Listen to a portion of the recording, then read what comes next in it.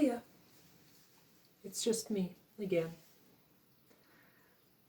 I realize it's been a while since my last update, so I figure I might as well take care of that right now. Provide a little update on what's been going on in the last couple of weeks. It's been, what, about a week and a half, 2 weeks since the last time I updated, so yeah, I'd say I'm a little overdue here. Sorry about that, if you're actually looking forward to anything that I talk about. So, elephant in the room. I did, for the first time in quite a few years, I actually got my hair cut. Got it recolored too. Really loving both the color and the cut. So that's probably been the biggest positive of the last couple of weeks. So I've been enjoying the slightly less warm back of my neck and my back for the duration since I got it done.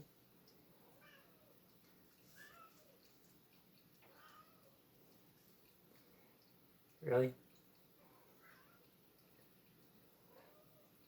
Sounds like my cat is calling for me from the hallway. There she is. Yeah, so got that done just over a week ago, and yeah, it's something I've wanted to do for quite a while actually, but just getting around to getting it done, making the appointment, and actually following through with it have been another matter entirely. Yeah. Then I had to irritate this one earlier today. I had to take her to the vet. Nothing major.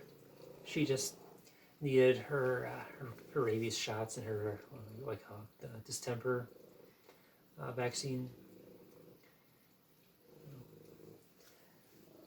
Vet says she seems to be in good health, save for her weight. I kind of failed her in that regard. And they want me to knock her back from the just shy of 15 pounds that she's currently at, back down to about 12. Which I have no objections to that. Although she's going to be quite irritated with me when I don't feed her as much as she likes. Oh, look at you. Kind of feel bad for her though. She stresses easily, and come over here. Yeah, she stresses easily, especially when in an unfamiliar environment. So taking her to the vet is it's always an adventure.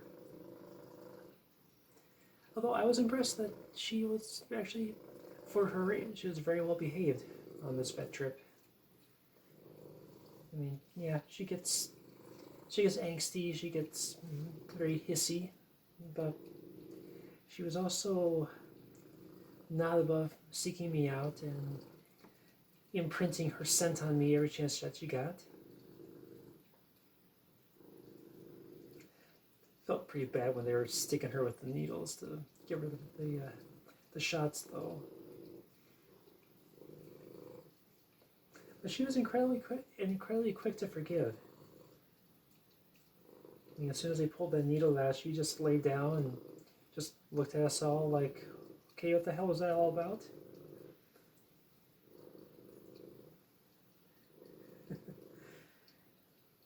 Yeah. She just calmed down right away. Then we opened the carrier and she bolted right inside, hissing at the vet tech along the way.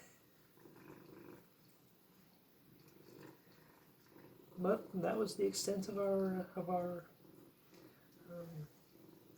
issues there while she was out there.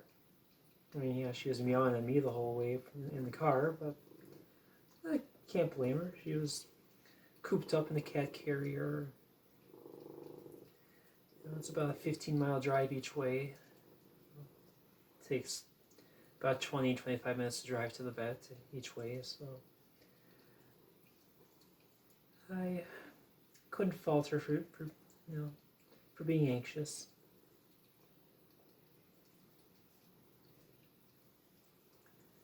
But yeah, she needs to lose a couple pounds, so I gotta cut back on her dry food availability a little bit.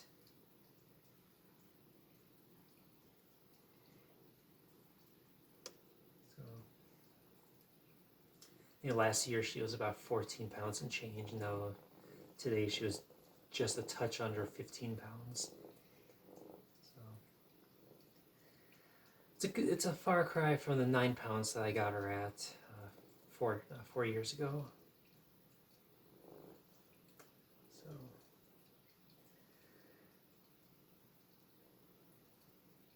but yeah. So got some big news coming up. Actually, I've got my surgical consult for my top and bottom surgeries scheduled for this Tuesday. So I'll be heading out to Rochester to meet with the surgeon. And apart from my insurance, that'll wind up being the last hurdle of getting my gender affirming surgeries done. Now after that, there's going to be the waiting period, of course. I mean, it's not like there's a mandatory waiting period per se, but there's still a few surgeons out there that can do the procedures, that there's a waiting list because of that. When I first started talking with the nurse and my care team about that, they told me that the wait for the top surgery at that point, this was back in March, was about 6 months, and the wait for the bottom surgery would be anywhere from 13 to 18 month period of time.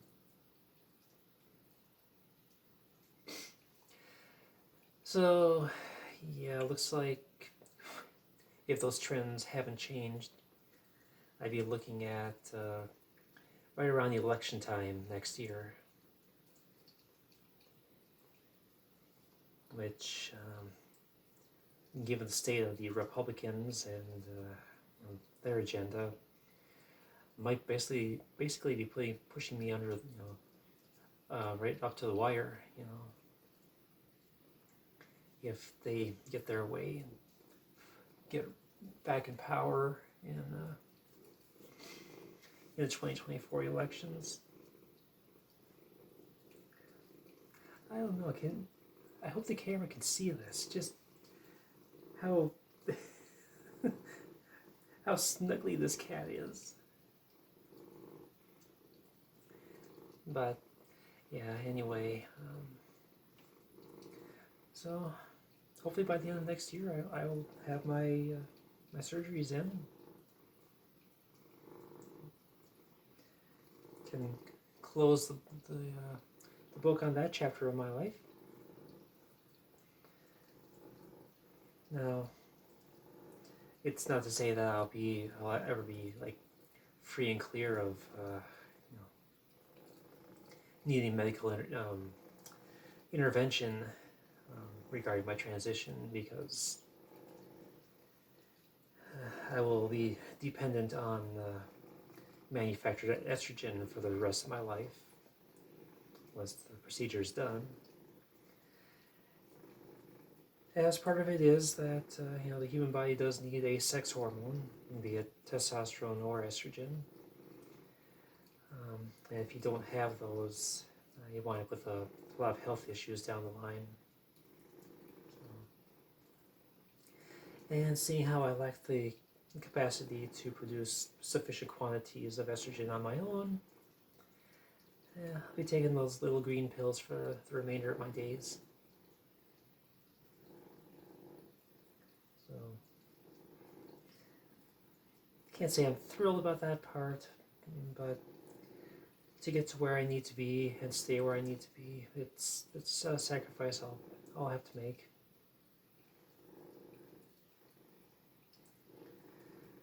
So,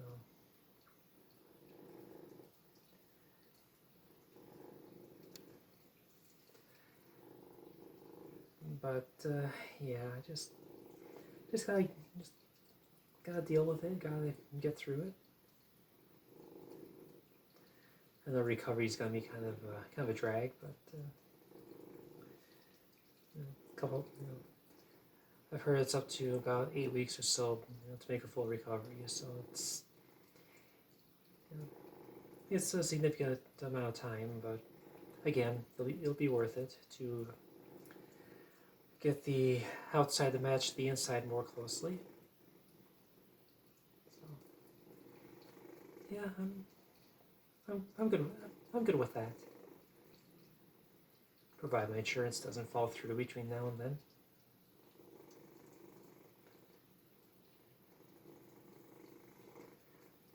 But yeah, so mostly I just want to mostly today I just want to show off my the new hair the new hair color and the fact that I got chopped, and to spread the news about the surgical consult coming up. Now, if I could stop spending my money, that'd be great. Oh, yeah. So last week I had the issue with my bank. There's a hiccup with my name change through the bank, where the bank cards directly from the bank itself, they were changed over no problem, and Monday of last week I tried using my credit card and it got declined again.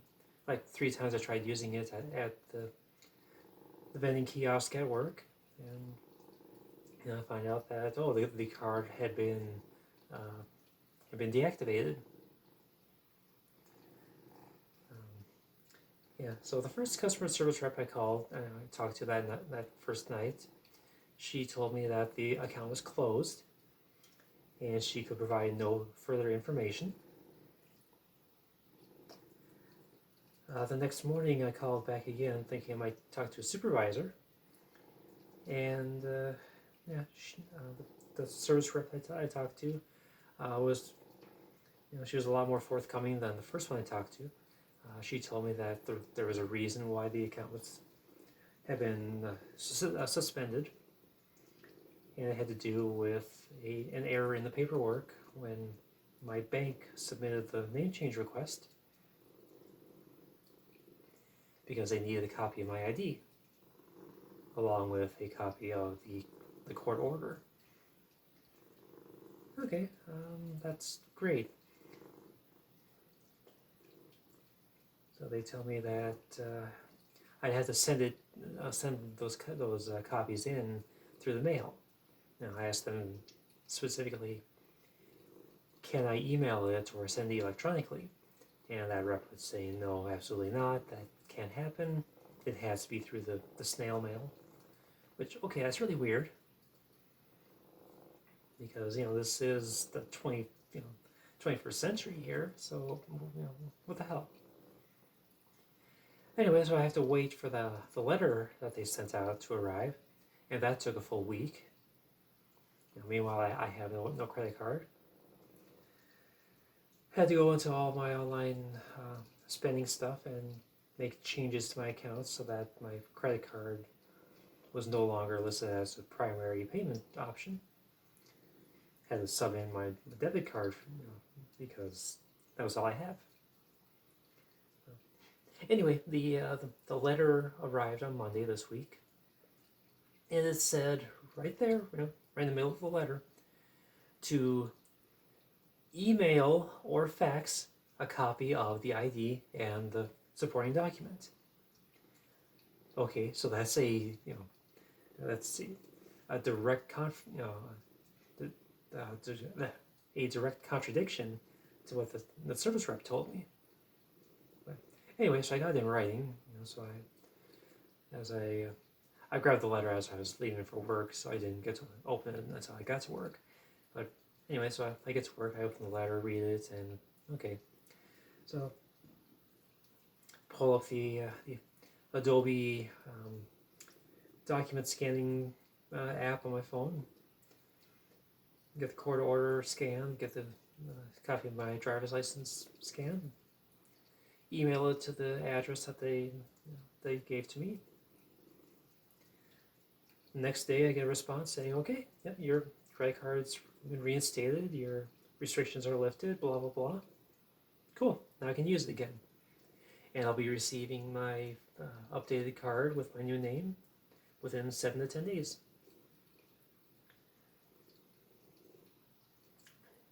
And now today, when I got home from Trisha's vet appointment, I checked the mail, and there's a letter from my bank, from Card Member Services. It was a written apology from the bank, saying, "Oh, yeah, we re-reviewed your account, and okay, we're sorry we inconvenienced you. Have a nice day." It's like, what the fuck? Seriously. You want to apologize, you compensate me financially. Seriously. But anyway, yeah, so I'm a little irritated about all that, but all's well that ends well, I guess. Still, it's got me, this incident has me thinking that it might be time for me to diversify my finances a bit more. Because right now I've got everything is tied to that one bank system. So I'm thinking I might start putting some money into a second bank instead. Maybe a credit union, I don't know. Just need something there just in case something goes wrong like that again. Yeah, I lucked out this time because I had access to my debit card, but what happens if I'm out traveling again? If I'm out traveling and it happens again, say I'm taking a trip with friends and we're in like a foreign country or something, and they decide there's a problem with my card, shut me down, and I don't usually keep a lot of money in my checking account because I do have concerns about security and privacy, and what happens if that account gets compromised. How much money could I be out if I keep $5,000-$10,000 in there at any given time? So I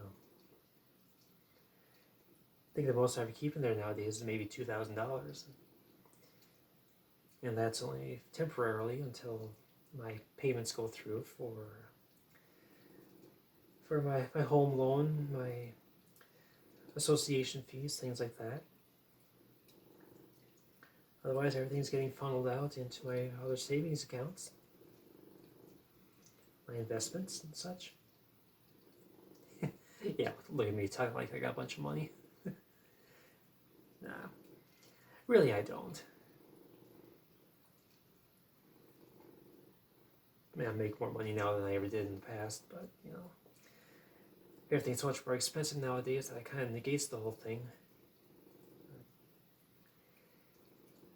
But you all know that. You've seen inflation firsthand. But yeah.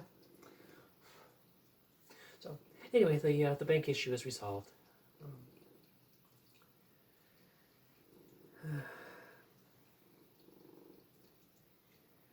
So got one more day off after this, and then it's back to work for those 2 days, Sunday and Monday.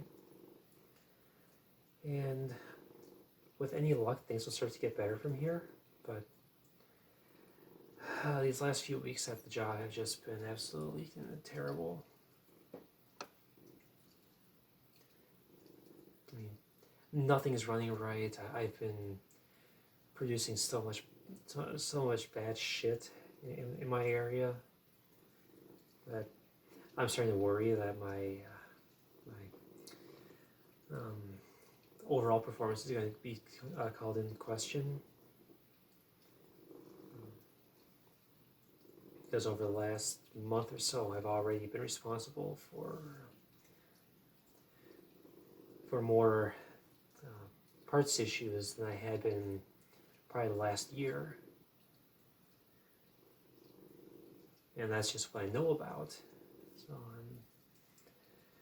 I've been second guessing myself a lot ever since my colleague from the other side got injured and has had to be off on her how do I call it, short-term disability or whatever from work. So I don't know how long she's out for, but basically ever since that happened, and they've revamped the scheduling for mold techs, and they don't set things up properly anymore, and I don't have the tools necessary to fix things as I see them go wrong. And then I wind up with situations like I did on Tuesday night, where, yeah, I knew something was wrong. I even brought it up to both the mold tech and my shift supervisor, and the mold tech, I thought, took care of the issue as best he could, but we still had these markings on the parts. Wasn't until the end of the shift, like with about an hour left,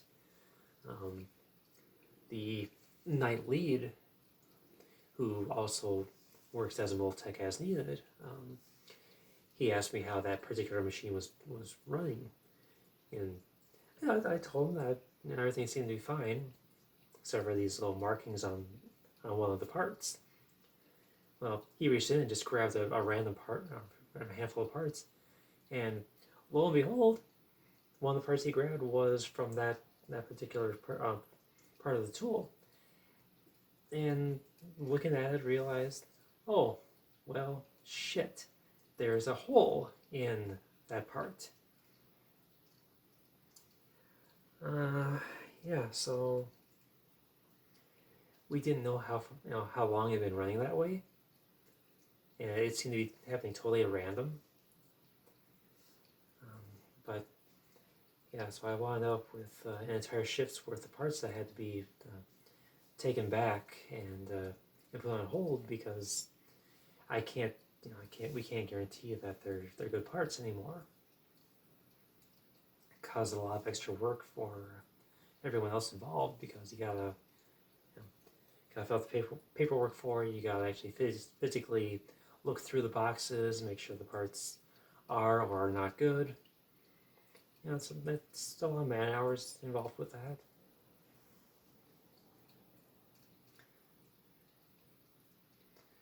But yeah, so one thing you probably don't know about injection molding with plastic like this is, if you wind up with a water leak within the mold, the water will actually cause there to be holes in the parts, just because of the way that molten plastic and water react. And you wind up with a lot of oddities in the shape of the parts, and just the way that it dries and cools. It just winds up being really odd shaped sometimes. Odd shaped sometimes. And that's what was happening here. It's just a real tiny hole, but when you consider that a tenth of a millimeter in the measurement of these parts is the difference between passing and failing. You know, yeah, a visible hole is a big deal. So yeah, it's just a lot of things like that going on, you know, in my area, because it wound up that way because the mold tech that set the machine up didn't properly check the seals. I guess what happened there was he added too much grease to the mold, which was causing a gap somewhere, and that's where the water was getting in at. So I don't know how much of that will actually come back on me, but it's still it eats away at me. You know, that knowing that I was responsible for parts being not good. Oh yeah, speaking of work, yeah, they want our mid-year reviews, self-evaluations done by yesterday. They told us about this on Monday, so to get done by Friday. So this was Monday morning when I was told, and I worked there 2 days. After that, I had Monday night and Tuesday night, during which time I had 0 free time to do anything anyway. And on top of that, they didn't tell us how to find the online form to do the self-evaluations. So I couldn't get it done anyway. So yeah, just kind of a clusterfuck in that regard. But I did find out where I need to, you know, where I can supposedly find the form, but I found that at the end of my shift on Wednesday morning. It's like, yeah, I got no time for that. So I'll try to get it done on Sunday when I go back, provided that there's actually some time to do it. The way things have been running lately, there's so much to be done that I've had absolutely no free time. I mean, literally no free time. I mean, I can't even take breaks because there's just so much shit happening all the time. It's kind of a blessing in disguise for me that, you know, in a lot of ways, that I don't have the option to punch out for lunch because they require us to stay on site for the duration of our shift, which is fine because I'd rather, you know, stay punched in and take my breaks whenever I can, but some days I just can't. And yeah, I know I'm entitled to a half hour for a lunch break, whatever. But if I take that break, I'll come back to it, and then my whole work area is just going to be just a sea of red lights because, you know, shit keeps breaking. But anyway, I have babbled on about work for so long. I am so sorry about that. I'm going to shut up now, and I'm going to go to bed because it's late and I'm tired. And I'd like to get rested up so I can spend a lazy Saturday of gaming and staying indoors. I'm sure a lot of you can relate. But anyway, this is where I say goodnight. And I wish you a good weekend.